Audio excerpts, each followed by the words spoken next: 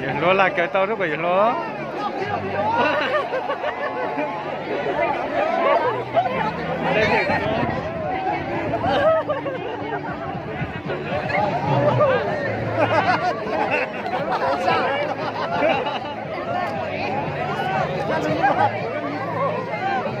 Dừng luôn tí luôn.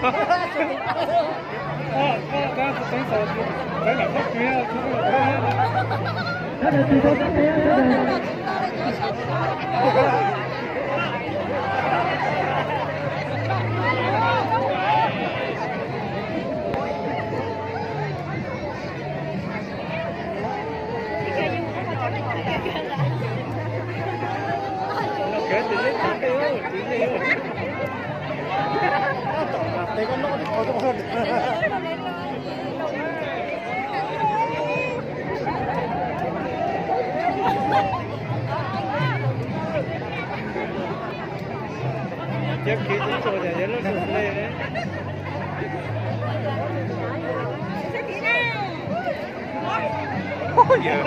Giờ nó là tiếng tả. Nhớ tao off phải nữa. Giờ nó là tả. Cảm ơn chị.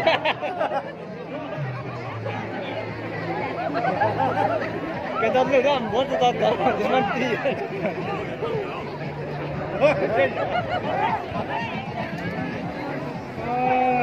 Xe cười rồi.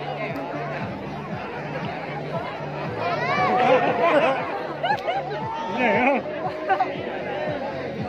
Cái thứ gì chứ? Không sao? Không sao? Không à? Nó nói một cái à? Chỉ có nó nhìn xuống á. Chỉ có với nhảy tao từ giờ tao nói rồi. Tao đi trong rồi dưới nhảy á. Cái chuyện đó trong cái gì đó? Vậy cho tao giờ tao nói lại hả? Nó cái cuốn cho phụ tao luôn nhá chỉ biết mi.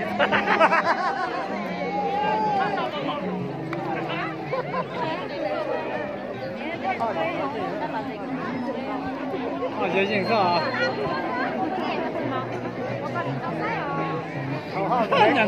Nhận gì suy thôi. Nghe kỳ bỏ ra. Nhận gì mà? Chỉ cho một thôi.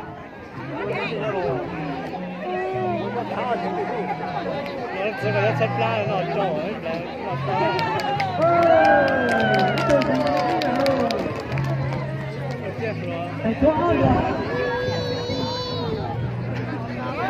这有多远吗？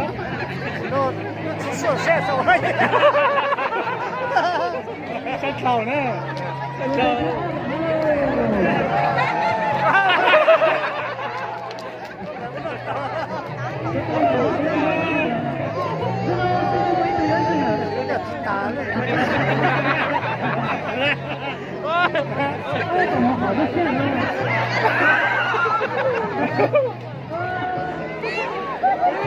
Buổi tối luôn nha, chỉ bỏ raอย่างนี้เลยอย่างนี้เลยเราไม่ได้โอ้ยถุงไหนใหญ่มาเยอะถุงไหนเด้อเดี๋ยวเราถุงไหนนะ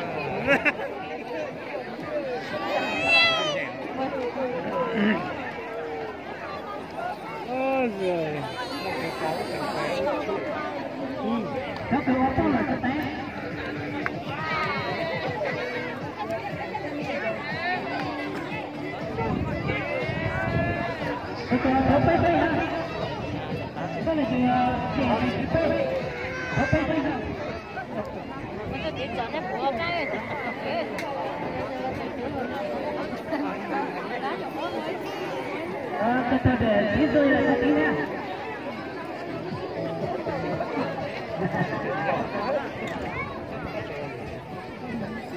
那你是啊？你我不可能啊！不用叫啊！我慢慢拿手了嘛。我那不提了，在车上。啊，我这人家打吗？我的爸！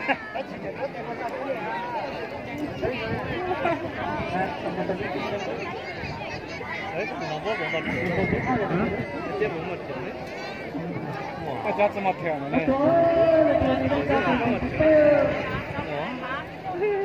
我家住哪条呢？哦，原来当中个。哈哈哈哈